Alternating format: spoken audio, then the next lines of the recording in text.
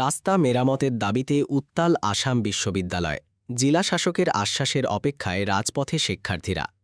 Silchar medical college থেকে আসাম বিশ্ববিদ্যালয় পর্যন্ত যাতায়াতের একমাত্র জরাজীর্ণ রাস্তাটির দ্রুত পুনর্নির্মাণের দাবিতে বিশ্ববিদ্যালয় গেটের সামনে বিক্ষোভে ফেটে পড়েছেন সাধারণ শিক্ষার্থীরা।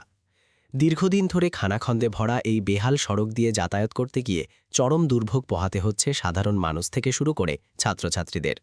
ইতোপূর্বে কাছাড়ের জেলা শাসকের কাছে স্মারকলিপি জমা দিয়েও কোনো সমাধান না মেলায় শেষ পর্যন্ত রাজপথেই ধর্নায় বসতে বাধ্য হন তারা।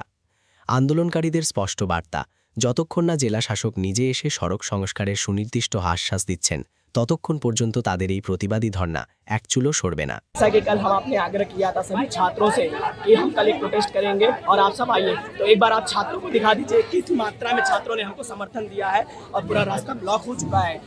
इसीलिए हम छात्रों का बहुत बहुत धन्यवाद करना चाहेंगे और जब तक हमारी मांगें पूरी नहीं होंगी हम यहाँ बैठे रहेंगे।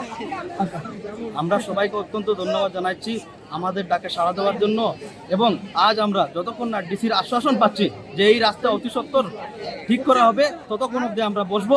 ডিসি স্যারকে আসতে হবে এবং আমাদের দাবিকে মানতে হবে।